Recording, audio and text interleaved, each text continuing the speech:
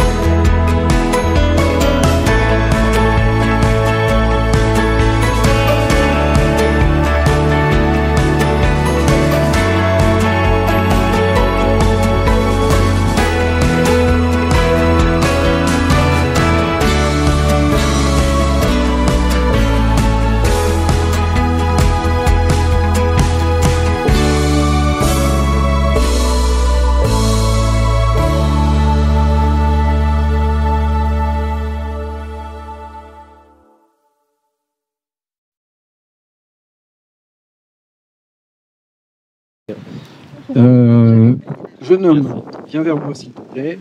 Tout à l'heure, tu m'as posé des questions et je t'ai dit que je te remettrais. Est-ce qu'on peut détruire qu'on vient de voir tout à l'heure? Ben, franchement, je suis content que vous soyez tous là, et toutes là, pour essayer de l'empêcher. Merci. Je tiens juste à préciser que je ne suis pas là à mon titre professionnel. Je suis plutôt là à titre de naturaliste amateur et militant. Je suis dans un collectif qui s'appelle Naturalistes des Terres, qui cherche à ce que les naturalistes, c'est-à-dire les personnes qui s'intéressent aux espèces, à la flore, la faune, pas forcément en étant spécialiste. On peut être amateur, amatrice et tout à fait bienvenue dans ce genre de collectif, mais qui cherche en tout cas à mieux aider les luttes comme celle-ci. Par plusieurs leviers, par des choses qui ont été faites très bien par Florian, etc., par d'autres personnes ici, là, sur la sensibilisation, et aussi essayer peut-être de vous porter conseil sur les actions juridiques qui peuvent être mises en œuvre.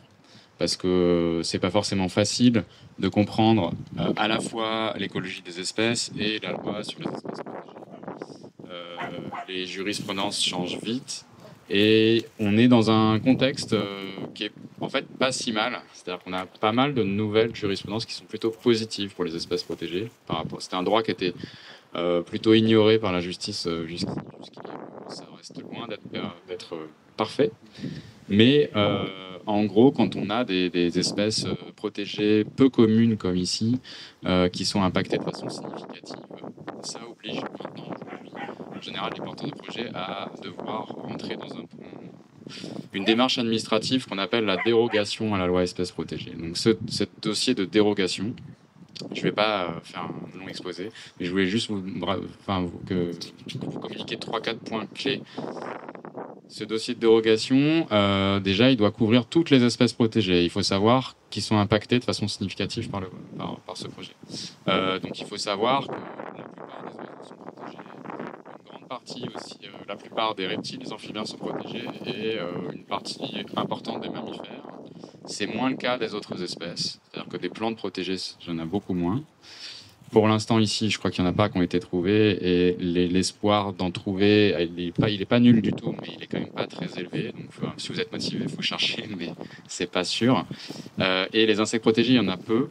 Par contre, il y en a ici, parce qu'on est dans un milieu méditerranéen, ça vous a déjà été dit, hein, mais un milieu sec méditerranéen ouvert, avec une dynamique relativement naturelle. Et donc ça permet à certaines espèces de se développer, qui sont rares à grande échelle, et qu'on peut trouver relativement facilement. Donc il y en a au moins un ici, un papillon. Donc il y a quelques papillons, une sauterelle, etc., qui sont relativement faciles à trouver dans ces espaces-là. Donc, il y a les chauves-souris qui sont protégées, ça vous a été exposé. Moi, je travaille notamment sur ces espèces-là. Quand on dit une espèce est protégée, c'est important de savoir aussi qu'est-ce qui est protégé. Pour les oiseaux, par exemple, c'est tout habitat de gîte et de repos et d'alimentation. Dès que vous voyez un oiseau posé sur un arbre, on le sait. Un oiseau protégé, tous les oiseaux sont pas protégés, mais la plupart le sont. Pour une chauve-souris, c'est différent. C'est seulement le gîte, c'est seulement l'endroit où elle va venir se reposer qui est protégé. Quand elle chasse au-dessus d'une parcelle, malheureusement, ça la protège pas. Bref, voilà, ça c'est le cadre sur les espèces. Ensuite, ce dossier dérogation, donc cette protection, elle n'est pas si stricte que ça. On peut faire un parc photovoltaïque malgré la présence d'espèces protégées, mais il faut satisfaire un certain nombre de conditions. Je dirais que là, la plus importante, et c'est ça qui est important, qui dépasse largement le cadre des espèces protégées, c'est qu'on doit justifier d'un intérêt public majeur. Et ce qui n'est pas le cas d'un projet qui n'impacte pas les espèces protégées. Donc ça veut dire que quand même le porteur de projet, il doit faire la preuve, en gros, que localement, ce parc photovoltaïque, il doit être positif. Donc donc aller au tribunal sur ces aspects-là, ça permet de discuter de ça avec l'avocat, avec les médias, etc. Donc ça me semble intéressant. C'est énormément intéressant. L'autre chose, c'est ce qu'on appelle, on a le droit de porter atteinte aux espèces protégées, mais on doit, et dans l'ordre, éviter, réduire et compenser cet impact. Ça, c'est une chose, je pense, particulièrement importante dans ce projet, parce qu'on est sur une colline naturelle, on a de l'espace en parking vraiment très proche, qui n'est pas couvert, même pas à moitié, par des panneaux photovoltaïques.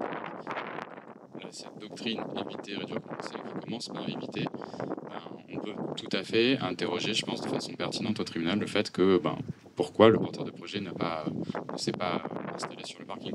Pourquoi, en fait, on se connaît déjà la réponse, hein, c'est pour des raisons économiques, parce qu'il y a une profitabilité qui est supérieure quand on est en milieu naturel, mais c'est pas la loi. La loi, elle indique, il y a un pacha de queue qui est un très joli papillon qui vient de passer, pas protégé.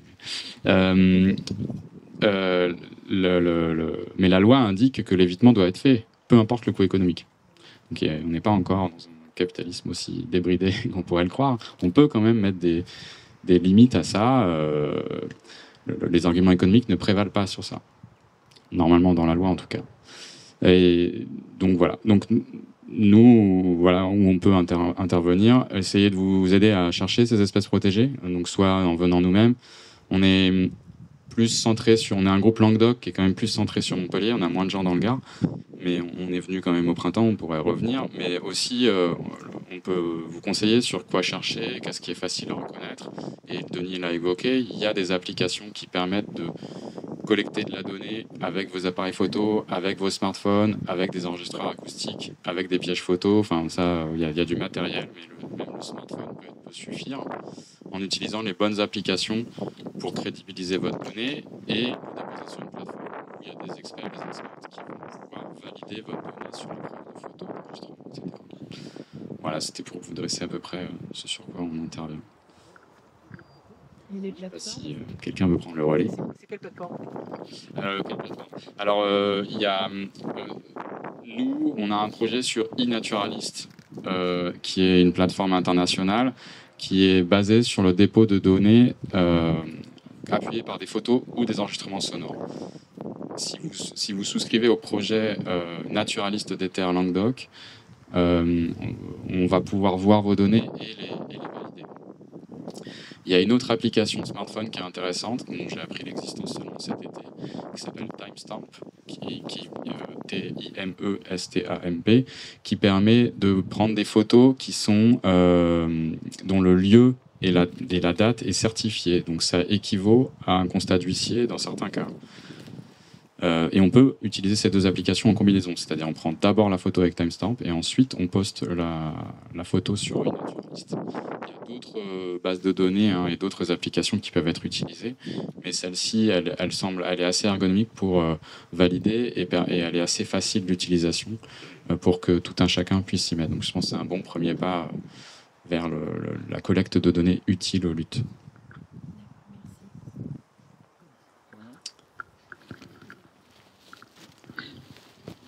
Alors bonjour à tous. Déjà merci Aïd. Alors je suis actuellement doctorant au Conservatoire d'espaces naturels d'Occitanie et mon sujet c'est l'étude des reptiles, plus précisément des serpents et de leur écologie. Donc en fait comment ils vont vivre dans leur milieu, comment ils vont exploiter celui-ci. Et ça, ces données elles vont être importantes pour leur bonne prise en compte en fait dans tout ce qui va être typiquement les études réglementaires et après la séquence ERC, éviter, réduire, compenser. Donc là, on a deux espèces, la couleuvre de Montpellier et la couleuvre à échelon, qui sont ils sont assez bien connus, on va dire, sur le plan général, mais on a très peu de données sur comment ils vont exploiter leur milieu.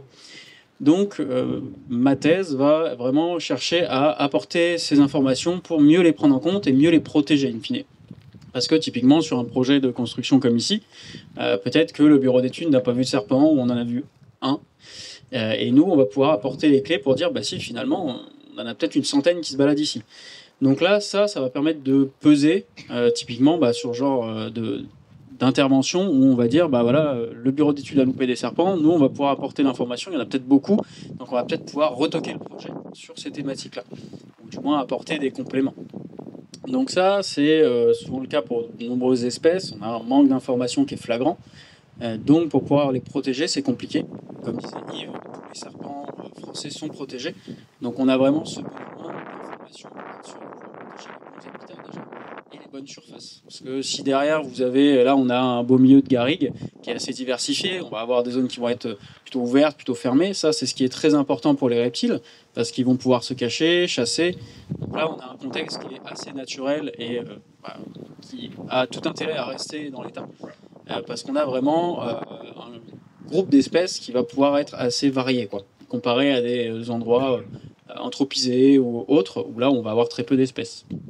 Donc voilà, c'est pour ça qu'il faut vraiment rechercher au maximum les espèces qui nous entourent, surtout ces espèces discrètes que sont les reptiles, pour pouvoir bien les prendre en compte et les protéger. Là, au niveau du Gard, on a une dizaine d'espèces, un peu plus de reptiles de manière générale.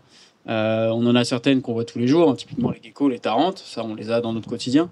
Mais les serpents, on va les croiser de temps en temps si on a de la chance en balade ou autre, ou dans notre jardin. Mais voilà, il faut vraiment réussir à prendre en compte ces espèces au maximum.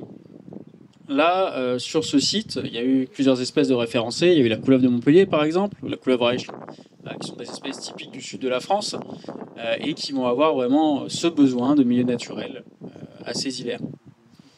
Donc, de manière générale, c'est voilà, tout ce qu'il faut réfléchir quand on va essayer de protéger un milieu, c'est quelle espèce on va trouver, aussi quelle espèce elles vont manger. Parce qu'il y a toute une chaîne alimentaire qui va se mettre en place. Donc c'est sûr que si vous avez l'habitat de l'espèce qui est présente, mais derrière vous n'avez pas du tout les proies, vous n'avez pas tout ça, ça va être difficile à l'espèce de se maintenir. Donc là, vous avez une réflexion plutôt globale pour essayer de protéger un ensemble de milieux, un contexte, pour essayer d'avoir quelque chose de viable. C'est pour ça que si on vous dit, bon bah là typiquement l'ancienne décharge Kéro, si on vous dit on va détruire ça parce que c'est pas grave, c'est une ancienne décharge, bah, peut-être que ça servirait de zone de gîte ou de zone où les individus vont venir se nourrir. On va avoir une vision d'ensemble qui va être utile et quelquefois c'est un projet d'étude non pas, c'est un projet non pas, et du coup là on va avoir vraiment des impacts qui vont être forts sur les espèces, sur les groupes d'espèces et qui vont causer des dégâts invisibles, mais qui petit à petit vont amener à un écroulement de la biodiversité. Après, à côté de ça, nous on a monté aussi avec quelques naturalistes un projet SOS Serpent. C'est pareil, on vient en aide, on va dire, aux serpents qui sont chez les gens, souvent, ou au moins pour essayer de faire comprendre que ces espèces ne sont pas dangereuses. Donc, quand vous les croisez dans la nature, en général, ils vont fuir, ils ont la possibilité de fuir, donc ça c'est plutôt pas mal. Après, quand ils sont bloqués, je sais pas, ils rentrent chez vous ou qu'ils sont bloqués dans un coin d'un mur, souvent c'est là où il va y avoir un conflit. Donc voilà, il faut prendre ça aussi en compte. Et dans le cadre de projets, de manière générale, on a la chance ou non d'en rencontrer, enfin quand il y a des inventaires, ça reste des espèces, comme je disais, assez discrètes. Donc voilà, il faut prendre ça en compte quand on s'intéresse aux reptiles de manière générale. Voilà. Est-ce que vous avez des questions par rapport aux reptiles ou aux serpents de Nogarik peut-être ? Les lézards verts, on n'en voit plus beaucoup des gros lézards verts. Alors les gros lézards verts, on a des lézards qui s'appellent les lézards osselets dans les garrigues, qui font un maximum de 70 cm, donc le plus gros lézard français. Alors ça, de manière générale, en fait, la biodiversité est fortement en déclin. Alors on n'a pas obligatoirement un déclin des espèces, mais plutôt des populations. Donc on va avoir de moins en moins d'individus. La problématique, c'est que bon, si vous aviez une population il y a 10-20 ans où il y avait une vingtaine de lézards, aujourd'hui il y en aura un ou deux qui vont rester. Donc là, ça pose des problèmes de est-ce que les populations vont être viables, est-ce qu'elles vont réussir à être pérennes dans le temps. Donc c'est vrai que les lézards osselets sont beaucoup touchés parce qu'on va venir détruire de l'habitat où ils vont se retrouver. Souvent. Des carrosses, il y en a d'autres. Ouais, voilà, donc c'est compliqué. Mais souvent, ça va être des espèces qui peuvent se retrouver dans des milieux ouverts, qui vont se refermer ou qui vont être propisées pour créer un parking ou quoi que ce soit. Donc là, on a vraiment des pertes d'habitat pour différents projets et là, on a une perte assez forte. Des questions ? Les enfants là-bas, pas de questions ? Je suis le président de la Société de protection de la nature du Gard et président d'une association sur un village voisin des Deux Noms. Alors, je travaille sur la Société de protection de la nature du Gard. J'ai amené quelques bulletins ici, j'en ai pas pour tout le monde, je suis désolé. Mais si vous allez sur Internet, vous cherchez sur un site qui s'appelle Calaméo. Sur Calaméo, vous cherchez bulletin SPN Gard, et là vous trouverez tous les bulletins depuis plusieurs années. Donc, ne vous gênez pas, c'est à volonté. Bon, les parcs solaires. Faire un parc solaire aujourd'hui, ça a l'air facile, c'est pas si facile que ça. C'est pas si facile que ça parce que vous avez la fameuse séquence éviter, réduire, recompenser. Ils ont même rajouté un A derrière maintenant puisqu'ils ont rajouté accompagner. Alors éviter, c'est un petit peu embêtant parce que quand on parle de éviter, Pour éviter quelque chose, il faut connaître la chose. C'est-à-dire qu'aujourd'hui, si vous faites réellement la séquence évitée, vous devez évaluer un certain nombre de sites potentiels où vous voulez installer quelque chose. Vous devez comparer chacun des sites et pour des raisons environnementales, j'insiste bien là-dessus, dire j'ai choisi ce site-là et j'ai pas pris celui-là. Si vous le choisissez parce qu'il est plus près du transformateur, c'est pas une raison environnementale. Ça, c'est important. On a parlé tout à l'heure des animaux, des insectes. Dans les insectes, vous avez des choses intéressantes. Vous avez, sur les deux noms, je suppose qu'il y en a aussi ici, vous avez Sagapédo. C'est une grosse sauterelle verte. Ça ressemble à une sauterelle. Là, on commence à attaquer des belles protections. Le lézard ocellé, il y a une jolie protection sur le lézard ocellé. Bon, vous avez le psalmodrome d'Edwards. C'est un petit lézard, il ressemble au lézard des murailles.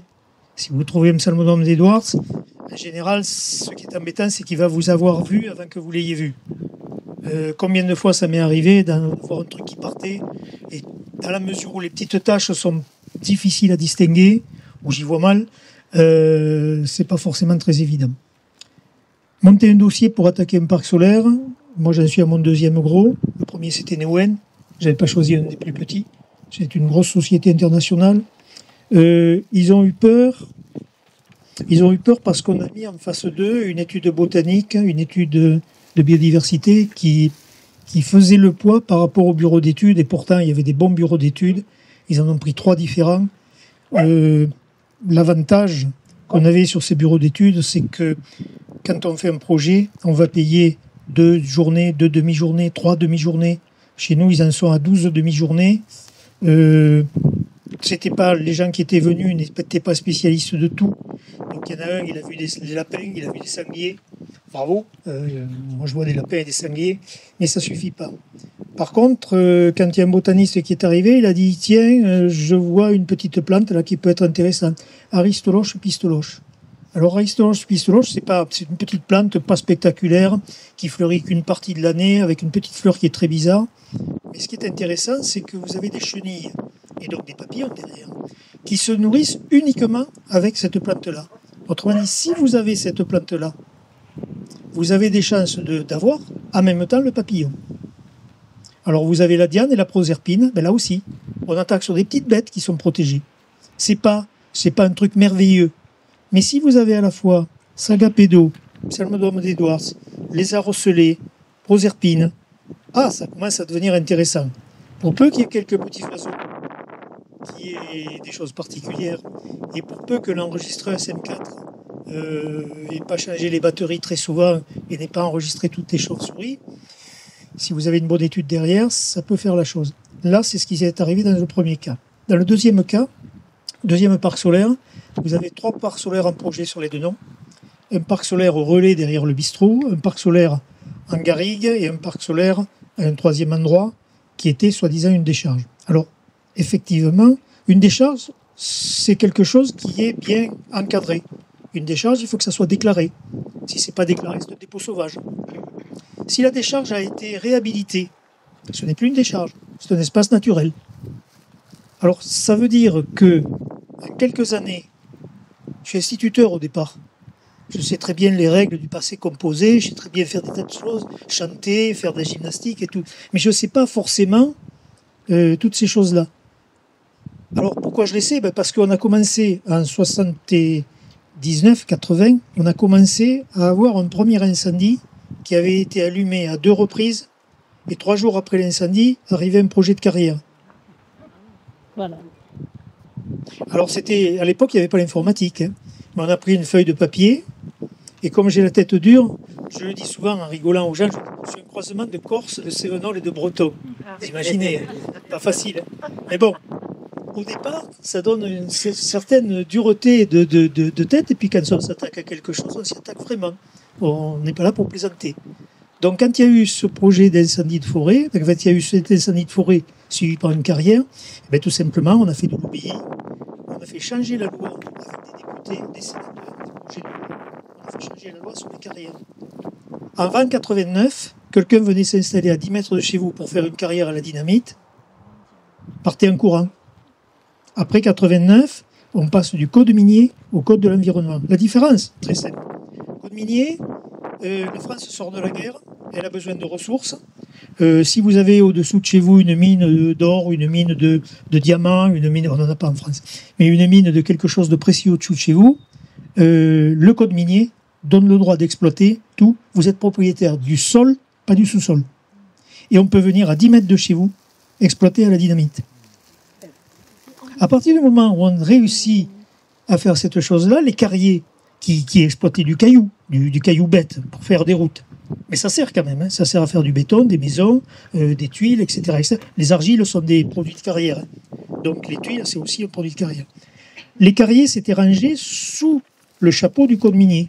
À partir du moment où on sort les mines, les carrières sont à part, on va avoir un traitement qui va être différent et les carrières vont passer dans le code de l'environnement. À ce moment-là, on arrive à la séquence éviter, réduire, compenser. Alors le éviter, le réduire, le compenser, je vous fais 2 heures sans note là-dessus, je vous épargne ça. Si ça vous intéresse vraiment, aujourd'hui on a Internet. Quand j'ai commencé à me battre contre les carriers, il n'y avait pas Internet, il fallait chercher dans les bouquins et je vous garantis que c'était pas facile. Les parcs solaires aujourd'hui, si je fais un parc solaire aujourd'hui, l'installateur du parc solaire va vendre son électricité à la suite d'un appel d'offres. L'appel d'offres, c'est la commission de régulation de l'énergie qui fait cet appel d'offres et qui garantit à l'exploitant un prix de rachat de son électricité. Alors ne retenez pas les chiffres exactement parce que ce n'est pas tout à fait les chiffres, hein, mais retenez le principe.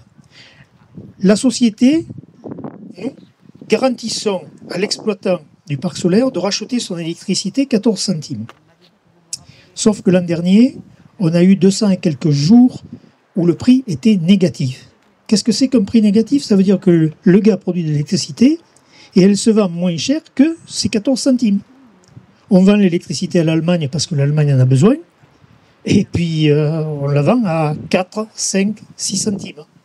On est arrivé l'an dernier à avoir des moments où l'électricité valait 0. Il faut aujourd'hui un parc solaire pour détruire quelque chose qui est un patrimoine collectif, pour remplacer par quelque chose qui, sur le plan financier, est quand même un petit peu boiteux, ça commence à être embêtant. Je ne suis pas contre le solaire.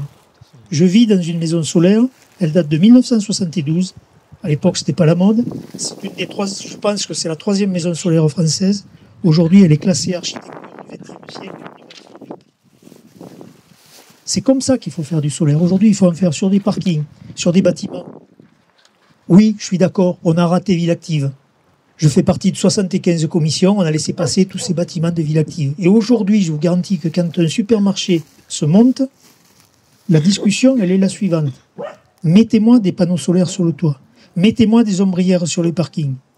Oui, mais monsieur, vous comprenez, le toit, il a pas, on peut pas, on peut mettre que, la loi nous dit qu'on peut mettre sur le toit soit de la végétation, soit des parcs solaires 30%. Dans le Gard, c'est pas pareil. Dans le Gard, c'est dites-moi pourquoi vous n'en mettez pas 100%. Vous avez besoin d'un escalier là, 3 mètres carrés, on enlève les 3 mètres carrés. Vous avez besoin d'une trappe de désenfumage, enlevez 2 mètres carrés. Vous avez besoin de ça, d'une circulation, enlevez ça. Il reste ça. Pour quelle raison vous ne mettez pas des panneaux solaires sur tout ça? Quand je disais ça il y a 10 ans, avec l'accord du secrétaire général de l'époque, je suis à mon 3e ou 4e secrétaire général, quand je disais ça, les supermarchés, ça passait pas. Jusqu'au jour où le président le responsable de Lidl sur l'immobilier est venu me voir, mais on en a marre. Chaque fois que nous présentons un projet, vous le barrez. Alors, comment on veut faire? Mon patron à Paris, il ne comprend pas. J'ai dit, vous avez 2 solutions. Moi, je suis gratuit. Hein. Je suis à la retraite. Je suis payé. J'ai une retraite d'instituteur. Donc, mon temps, il est gratuit. Par contre, si vous me payez le voyage à Paris, je monte à Paris, je vais convaincre votre président. Deuxième solution, le président descend. C'est ce qui a été choisi. Le président est descendu. On a discuté dans un supermarché Lidl à Remoulins pendant une matinée complète. Il était venu avec 3 ou 4 personnes. À la fin de la matinée, il m'a serré la main, il est parti. Aujourd'hui, quand un Lidl se monte, c'est systématiquement tout le toit en panneaux solaires. Les parkings, si on ne peut pas le faire sur le coup, on prévoit les réservations. Et le responsable de l'immobilier de Lidl est venu me serrer la main et a dit « Monsieur Bossel, vous nous avez fait gagner des sous ». Ma discussion aujourd'hui, elle va plus loin. La boîte qui fournit l'électricité, qui vous amène l'électricité, grossièrement, c'est Enedis. C'est EDF, l'ancienne EDF.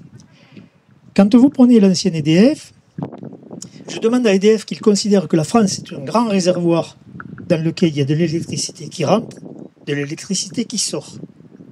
Et quand le Lidl de Strasbourg est dans la nuit, parce que la Terre tourne, le Lidl de Brest est dans le soleil. Donc je demande à ce que Enedis considère que la boîte Lidl est une boîte. C'est sûr, c'est pas l'électricité de Brest qui va ravitailler Strasbourg. Ne me faites pas dire des âneries. Mais le principe, si on retient ça, c'est-à-dire que dans le réservoir France, il va y avoir des gens qui fabriquent de l'électricité, il va y avoir des gens qui tirent de l'électricité, il va y avoir des frais à enlever au milieu, mais on va faire le maximum là-dessus. Au lieu de massacrer un bois, on va faire ce travail-là. Je vous garantis que je ne m'amuse pas tous les jours. Parce que dans une commission, je suis un, c'est des réunions où il y en a 25, et il faut que je sois costaud pour défendre le dossier. Mais je vais continuer. Voilà. Bon courage. Bravo. Il n'y a plus personne. Le chef est parti. Je prends la main. Le chef est parti. Madame Martinez. Je suis là. Florian, vas-y. Je prends quelques minutes aussi pour vous parler un peu de ces projets. Moi,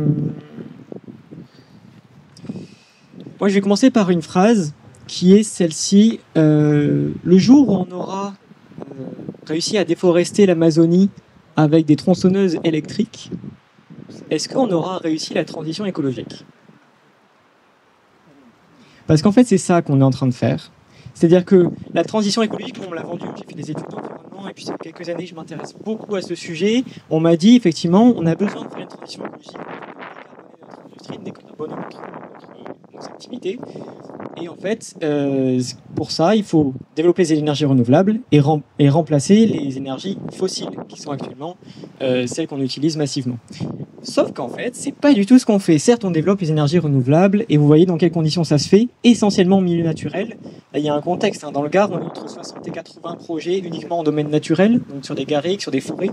Et c'est pour ça que les associations gardoises se sont rassemblées sous l'identité des sentinelles des garrigues, pour certaines présentes ici ce soir, aujourd'hui. Mais en attendant, en fait, on ne réduit pas du tout notre dépendance aux énergies fossiles. On ne réduit pas notre consommation d'énergie globale. En fait, la réduction de notre consommation, elle n'est pas du tout à l'ordre du jour. Donc en fait, on développe toujours plus d'énergie et ça s'additionne, et ça s'additionne, et ça s'additionne. Résultat, on en arrive à cette situation US où on peut déforester l'Amazonie avec des tronçonneuses électriques. C'est OK puisque c'est l'électricité. C'est écolo, pas vrai. Et du coup, voilà, moi, ce que je voulais vous partager, c'était ça.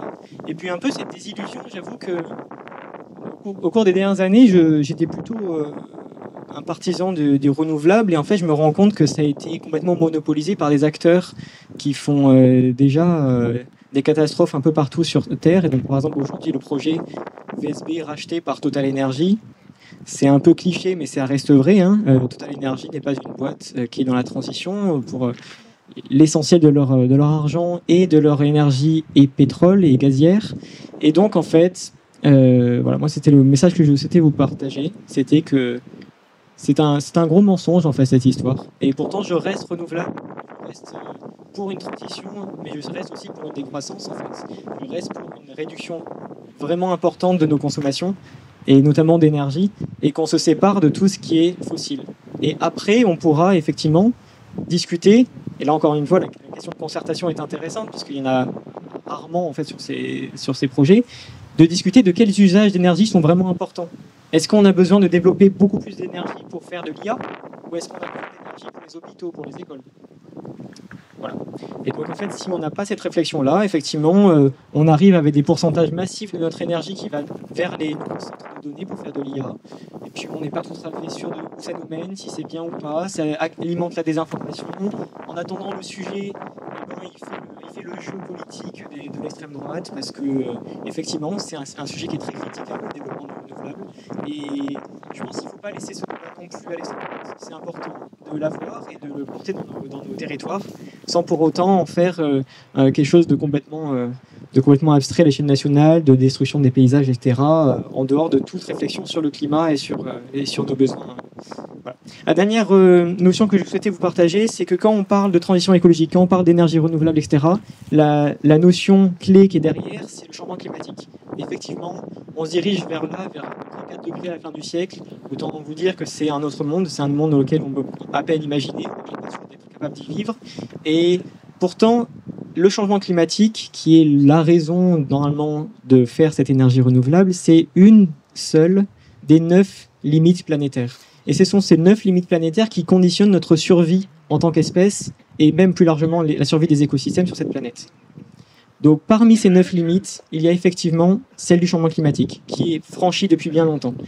Mais sur ces 9 limites, il y en a 7 qui sont franchies en tout. Et la dernière en date, l'acidification des océans, a été confirmée pendant l'été. On a franchi effectivement une 7e des 9 limites. Faut-il attendre qu'on ait franchi les 9 limites sur 9 pour se rendre compte que peut-être il y a des choses à faire? Et en fait, la biodiversité, l'effondrement de la biodiversité est une de ces 9 limites. À quel moment elle est respectée dans ce projet? Voilà. Je vais m'arrêter là. Merci. Bravo. Je pense que c'est important d'avoir la vision des plus jeunes sur cette analyse, qu'elle est extrêmement motivante pour la suite, parce que je pense que les générations précédentes, dont je fais malheureusement partie, on a été on a débordé un petit peu sur le sujet et on ne s'est pas préoccupé effectivement du futur de la planète. Et aujourd'hui, c'est le futur de l'homme qui est en question, pas seulement celui de la planète. Madame Martinez.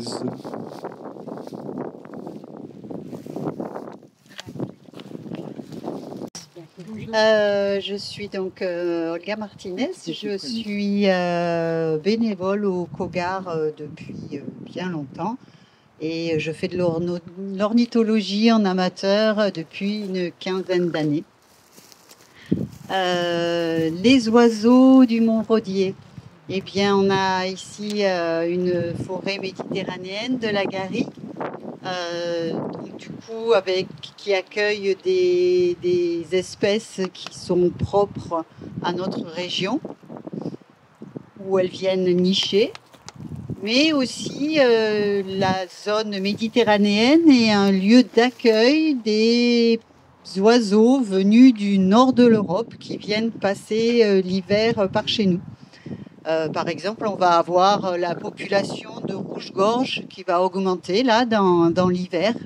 Les bus variables aussi du nord de l'Europe qui vont venir passer l'hiver chez nous parce que c'est un peu plus doux et qu'il y a encore de la ressource alimentaire et même des insectes encore. C'est rare dans nos garrigues les périodes où il n'y a plus du tout d'insectes à manger, alors que dans le nord de l'Europe ou même le nord de la France, on n'en est plus qu'aux petites graines qui restent par terre et puis c'est tout.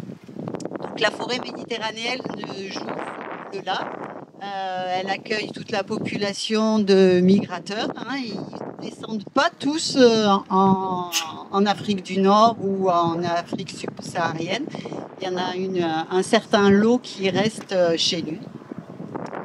Et voilà, c'est important de les préserver. C'est des milieux quand même particuliers qui sont adaptés au climat et avec toute la faune et la flore qui va avec. Je reprendrai ce qui a été dit déjà. Si on veut protéger une zone naturelle, eh bien, il faut d'abord savoir ce qu'il y a à protéger.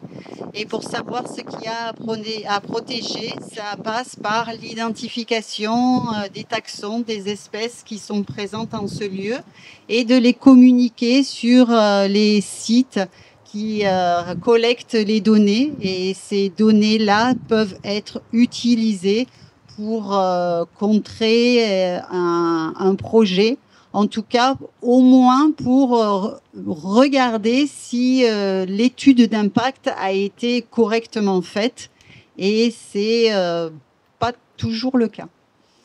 Et même si les études d'impact sont faites sérieusement, elles ne peuvent jamais être répertoriées la totalité des espèces qu'il y a présentes sur un site. C'est pas possible. Pour inventorier largement et en totalité un lieu. Déjà, c'est dans l'absolu, c'est impossible parce que chaque année, il va y avoir un oiseau en plus, un oiseau en moins, un papillon. la faune, la flore bouge. Hein, il y a des plantes nouvelles qui poussent, surtout en cette période où le climat change. Donc accueille forcément des oiseaux différents. Mais sans parler de cette situation-là, pour inventorier un lieu, ben, c'est long, ça prend du temps. Il faut venir le matin, il faut venir la nuit. Il y a des papillons de nuit, il y a des oiseaux nocturnes. Et ça, un bureau d'études n'est pas en capacité de le faire. Donc les usagers de cet endroit sont les meilleurs naturalistes possibles. C'est eux qui vivent l'endroit, c'est eux qui le fréquentent tout au long de l'année et qui sont en capacité d'observation multiples et variées. Donc je vous invite toutes et tous à vous familiariser. On peut venir faire des démonstrations, apprendre à chacun comment utiliser ces outils pour inventorier la faune et la flore. On a Internet maintenant, c'est assez facile. Hein. Moi, quand j'ai commencé l'ornithologie, ben pareil, c'était avec des bouquins. Il fallait prendre, voilà, observer les, voilà. Maintenant, on a des appareils photos. C'est même des appareils photos qui permettent de prendre en photo des insectes ou des oiseaux sont moins onéreux qu'avant. On a la photo numérique aussi qui nous permet de regarder nos clichés aussitôt arrivés à la maison. Donc, de pouvoir, on a des hirondelles, les dernières, qui sont encore présentes. Ben, vous voyez, il y a encore des hirondelles par ici. Donc, c'est facile maintenant. Avant, on avait l'argentique. Hein, on prenait un cliché, il fallait le faire développer, aller regarder sur un bouquin. Bon, entre le moment où on voyait l'oiseau et le moment où on l'avait identifié, il se passait à peu près un mois. À présent, vous prenez la photo sur votre appareil photo ou avec votre téléphone portable, pratiquement instantanément. Si vous avez des applications utiles, vous allez pouvoir identifier l'animal ou le végétal, hein, parce que les végétaux aussi, un certain nombre d'entre eux peuvent aussi déjouer un projet. Donc je vous invite à vous familiariser et puis de connaître le nom des voisins et pas seulement ceux qu'on a sur notre palier, mais aussi des voisins qui habitent à côté de chez nous et qui ont des plumes. Que je vais parler de cela. Eh bien, c'est toujours ça agrandit sa vision qu'on a de la nature. Hein, quand on prend l'habitude d'écouter la nature, voilà, moi quand je me promène, vous voyez, ben, j'ai toujours les yeux en l'air, j'ai toujours une oreille qui écoute des petits bruits et ça apporte un plus à sa vie et de connaître aussi les noms. Eh ben, c'est la façon aussi de les respecter un peu plus quand on connaît le nom de son voisin, qu'on sait qu'il s'appelle Bernard et qui travaille de nuit et qu'il a un dur travail. Eh bien, effectivement, le matin, on peut se dire, tiens, je vais pas mettre la radio à fond parce que Bernard, hier soir, il était à l'apéro avec moi et puis il s'en allait travailler. Pour la faune, c'est pareil, quoi, de connaître les périodes où les oiseaux nichent. Et ils nichent pas tous en même temps, ils mangent pas tous la même chose. Voilà, piétiner une plante quand on sait que c'est une plante qui peut être ressource pour un oiseau, on va avoir le comportement qui va se modifier. Donc je vous invite à connaître et à rencontrer vos voisins à plumes, à poils, à écailles et les plantes qui vous entourent.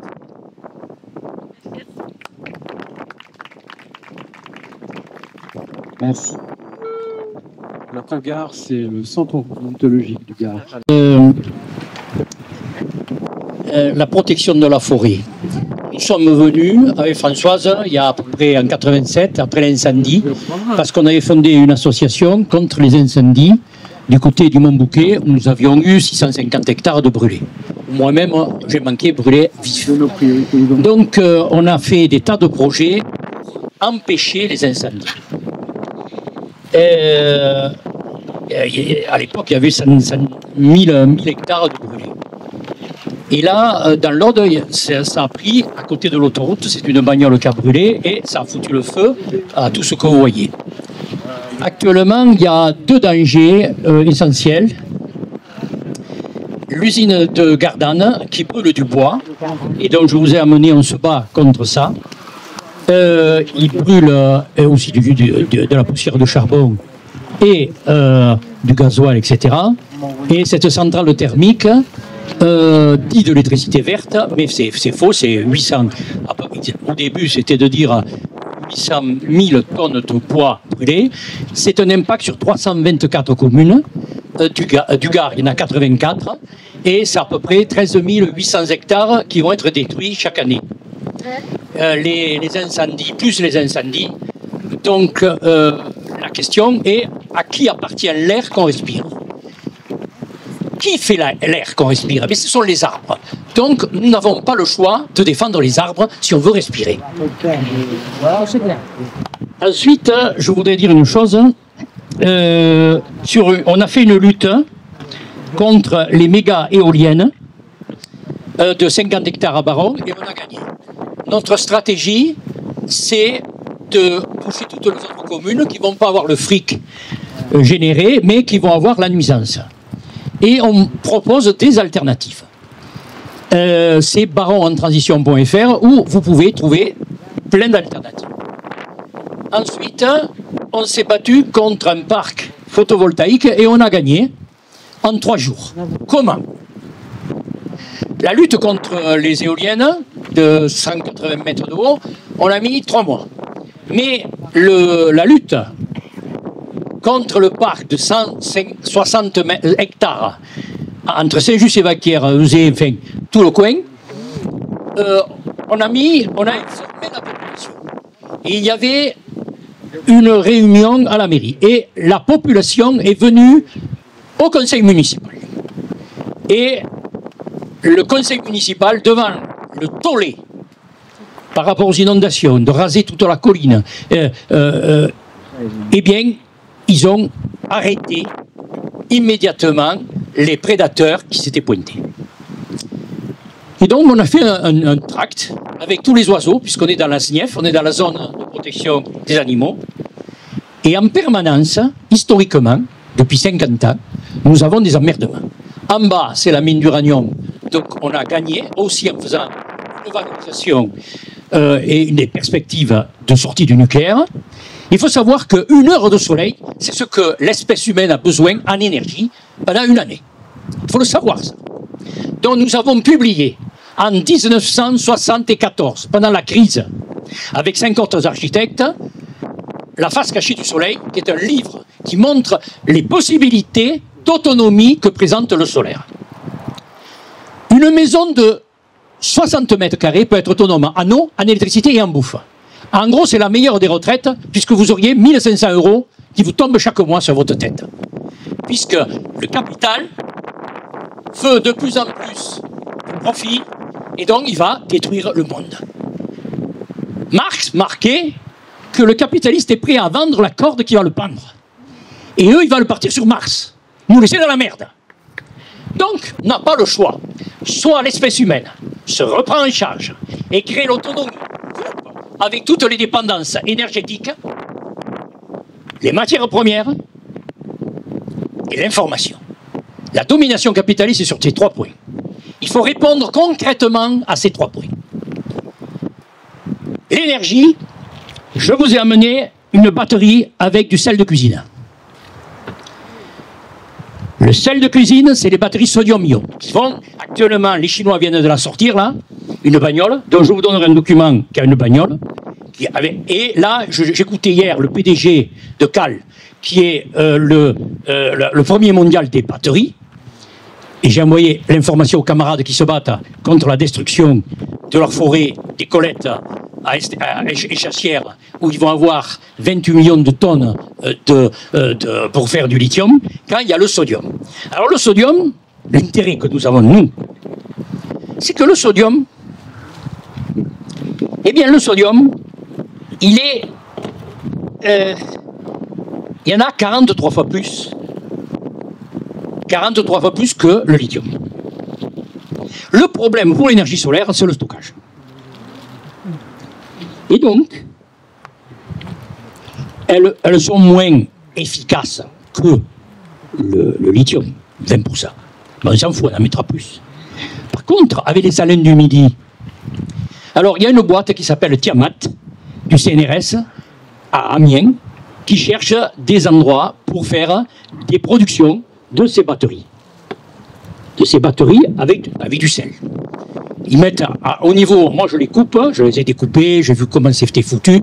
Ils mettent du charbon de bois, c'est de l'os calciné. Bon. Parce que j'ai fabriqué des batteries à une époque. Et donc, là, le système, on pourrait faire des voitures, et dans le document que je vais vous montrer, je vous montre la voiture chinoise qui vient de sortir au sodium. On peut mettre des photopiles sur les voitures, et vous laissez la voiture dehors, et vous n'avez plus besoin de pétrole. C'est ça. La plus grande violence qu'on peut faire à ce système, c'est ne pas avoir besoin de lui.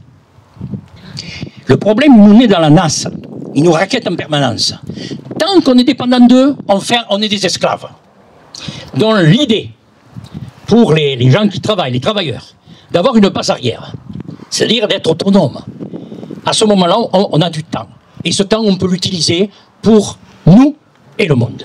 Voilà. Je ne vais pas aller plus loin, comme m'a dit le camarade, que je vais vous donner des documents. On se bat. Alors, regardez la liste des bois qui vont être démolis, les 324 communes, avec les machines. On s'est battu avec Françoise. Et en plus, pendant la canicule, à 10h du soir, ils nous rasaient la colline, les 15 hectares pour 4 000 €. Hein. Ils ont roulé dans la farine. La municipalité, nous, on n'a pas été informés. On est arrivé devant des pelles mécaniques. Ils ont des pelles mécaniques, ils ont des broyeurs, et ils envoient ça. Et au mois de mai, c'est-à-dire qu'ils ne tenaient pas compte que les oiseaux étaient en nidification. Ils ont tout massacré. Et ça fait un désert. Et donc, les gens vont être inondés plus bas. Alors, moi, en tant qu'architecte et urbaniste, je propose de faire des écrêteurs de crues anti-inondation. On en a fait, je vais vous montrer le document là. Ensuite, des asperceurs de crête gravitationnels, c'est-à-dire on plaquerait des asperceurs de mètres et on monterait l'eau d'en bas, et c'est des asperceurs qui permettraient de sauver Marguerite, notre village. Donc c'est l'eau éteint le feu. Ils n'ont pas compris que l'eau éteint le feu. Et en mettant de l'eau, ça change le degré d'hygrométrie de l'air, ça dynamise la biomasse, et on saura, parce que là, il fera de plus en plus chaud. Les dernières années, on dépasse, on va vers la mort. Donc, comme le disait le camarade tout à l'heure, qu'on va vers les 4 degrés, tout ça, ça sera fini, ça sera un désert. Donc, il faut qu'une fraction de l'espèce humaine porte l'avenir. Ça a toujours marché comme ça dans l'espèce humaine. C'est toujours une fraction qui a porté l'avenir. Ne nous désespérons pas. Nous portons l'avenir. Voilà.